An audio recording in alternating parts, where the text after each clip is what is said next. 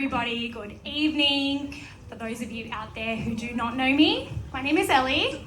For those of you who do know me, I'm still Ellie. And I'm a sustainability consultant, which used to sound cool, and then PwC kind of ruined it for the rest of us. So to save myself from sounding like a corrupt individual, I've looked to the politicians to find some approved alternatives. So we have, I will also respond to woke capital city greenie, perennial prophet of doom, or my personal favourite, the Justin Bieber of ecology. That one got a laugh from my colleagues over there. Hey guys. Love you, Ellie. How good is moral support? To be clear, I don't know. They're just here to laugh at me. But we'll see who's laughing at who once I start taking credit for their research. Yeah. That's what I thought. Now, just to forewarn you all, we have reached the depressing part of the evening. I'm going to be talking about climate change and my futile attempts to stop the world from burning while Kylie Jenner is out here taking 17-minute flights. And no, I do not have a solution to this problem. I can't even figure out a way to get a text back from a Hinge date. So there is no way I can solve this global shitfuckery in 10 minutes. Instead, what I can do is explain decarbonisation pathways, specifically for manufacturing in the Hunter region, in order to save a very small portion of the world. If that means absolutely nothing to you, do not worry. You will know by the end of the talk. But let's set the scene. This is the global climate thermometer, and it shows us the potential rise in global temperatures. It's shaped a little bit like a penis to show how fucked we are. Thank you. And now we're currently living in a world that's 1.2 degrees hotter than it used to be. And I probably don't need to say this, but things are already pretty fucked. Over the past few years, we've seen massive fires, floods, heat waves, locusts, politicians. And the scientists are telling us it really can't get any hotter than 1.5 degrees. The stop here or you're fucked point. And this is like the number. It's the Beyonce of numbers, if you will. But while we're all out here wondering how she manages to be such a slay queen, powerhouse, boss girly, nobody is thinking about the fact that we're actually headed towards a 4 degrees increase in temperatures, which I lovingly refer to as net fucked by 2050. This is usually the point that the boomers will pipe up with their claims of denialism, but thankfully it looks like they've all decided to stay home and watch Sky News. So I can say without fear of retribution from a Karen that unfortunately for us here in New South Wales, we suffered under the previous Liberal government of Santos for 11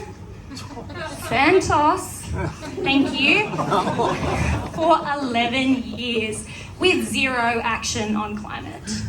Although, to give credit where credit is due, they are fantastic economic managers, and when it comes to selling out New South Wales, nothing beats their approach to climate policy.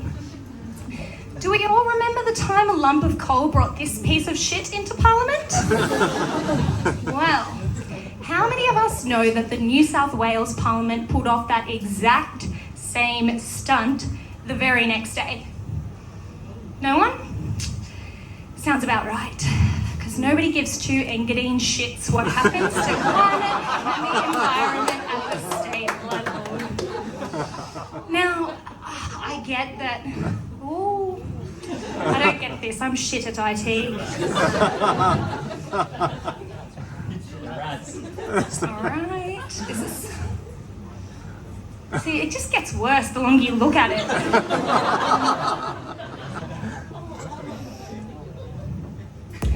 I actually am shit at IT, so. It's probably just because it's really on cable. It actually just can't handle how good I am. We had to stop for a second there. Yeah. Is it on the laptop? Is it on the laptop? It is on the laptop. I can see everything exciting and it's going great down here.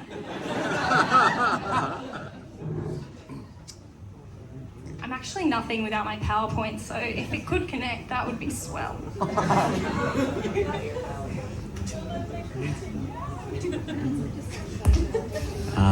it on and off. Yeah, I'm going to come on stage and unplug it in. We'll see if that does anything.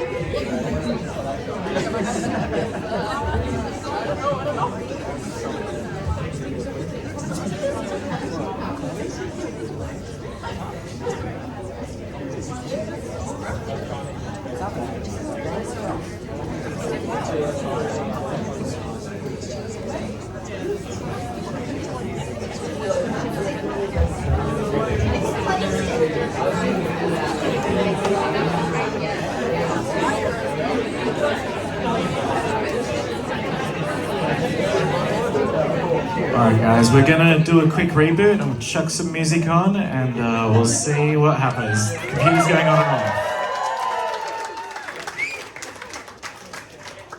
There we go.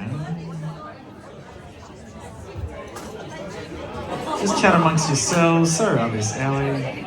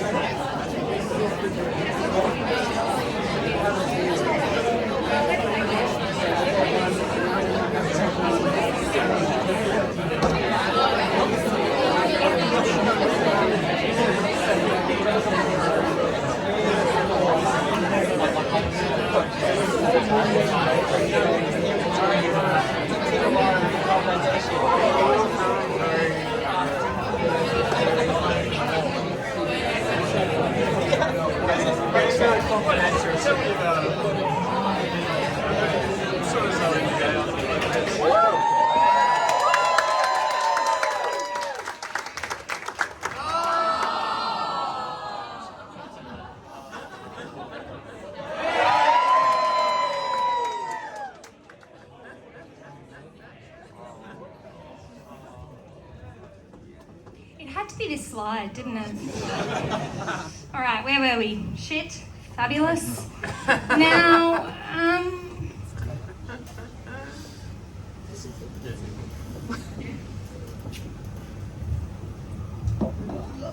okay, fabulous. This is my encore. This is pretty bleak, right? Yeah, this is pretty bleak. Kind of sucks. It's kind of how it feels to try and date men in your 20s. We're really out here in the trenches, aren't we? Yeah, but, you know, thankfully, things change, people grow, and we've kind of been trying to do a bit of a rebrand. There's the rebrand, yeah. And so much so that we're committed here in New South Wales to get to net zero by 2050. And net zero is a term that you hear a lot. It's like the 2023 version of unprecedented times. Nobody will shut up about it. And all it means is that if we're pumping out millions of cubic shit tons of carbon into the atmosphere, we have to even it out by removing the same amount of carbon from the atmosphere. They have to be perfectly balanced, as all things should be. Currently, when we talk about creating this balance and reaching net zero, what we've seen is a reliance on either the purchase of carbon credits in order to offset emissions, or the promise of carbon capture, utilisation and storage. If you listen to the news, you might have heard that carbon credits have questionable integrity, but don't worry, there was an inquiry into their validity conducted by the former CEO of Origin Energy, reviewing evidence from the carbon credit companies themselves, all of which suggests that they are essentially sound, fundamentally well-designed, and totally legitimate. Speaking of bullshit, remember how I said carbon capture, utilisation and storage was the other option? Well, much like my previous relationships, they either don't work or don't exist. So the amount of carbon they can capture is fuck all.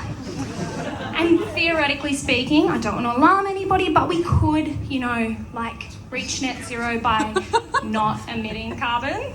But we won't, because capitalism, duh. And I looked at this whole mess and I thought, what if we look at the manufacturing industry, which is the third largest emitter of greenhouse gas emissions in New South Wales, and focus on the Hunter, a huge manufacturing region that is best known for whining, mining and whining, and deliver a decarbonisation pathway. That was a good word art, hey? And there I am in my lab. Now, a decarbonisation pathway, that's just fancy speak that scientists like myself use to sound smart in conversations with my friends, and also to describe how to achieve an emissions reduction goal by identifying all the technology, infrastructure and investment that is required to meet our goal, which, remember, for us, that's net zero. And I probably don't need to say this, but manufacturing and net zero do not go together. Kind of like scientists and stand-up comedy. We've heard it here already, Taylor Swift and Ticketmaster. Or the former Premier of New South Wales and the Independent Commission Against Corruption. Despite all of this, I still knew I was the right person for the job. Because developing a decarbonisation pathway, there it is just like putting together a set list for Taylor Swift's Eras tour. I swear to God, this is the science. So anyone who doesn't know what good music is, Taylor Swift, she's got 10 albums, and let's imagine each one represents a different type of manufacturing. In the Hunter, the biggest fossilista is the aluminium industry, represented by Swift's best-selling album, 1989, which is coming out for re-release on September 24th. Who's excited? Yeah. And, on this album, there are 13 songs, and coincidentally, there are 13 mechanisms required to decarbonise this industry. So we should probably put together a track list. At first, everybody said coal would never go out of style. But we started to realise that it's just renewable energy, and we don't need to be afraid of phasing out fossil fuels. So I say, welcome to New York, and let's commit to 100% renewables by 2035. But we're not out of the woods yet, so we should probably bring in mechanical vapour recompression to make the energy intensity go down. I know places where we can retrofit existing process units in order to operate on a green grid. And once it's available, we'll bring in clean, renewable energy, because all you had to do was stay away from non-renewables. At this point, I wish you would have already swapped out... I wish you would have already swapped out carbon anodes for inert ones, and in my wildest dreams, they'll adopt double digestion in order to make things even more energy efficient. There would be bad blood if we didn't bring in thermal storage. And how you get the girl is a weird way to refer to aluminium, but it does require the installation of pail pots. Now that electricity is out of the way, there's a blank space to think about recycling. So let's take scrap aluminium, shake it off, and return it to the smelter. All this love, care, and attention gives us a set list that Swifties will love and a decarbonisation pathway that's well on its way to net zero.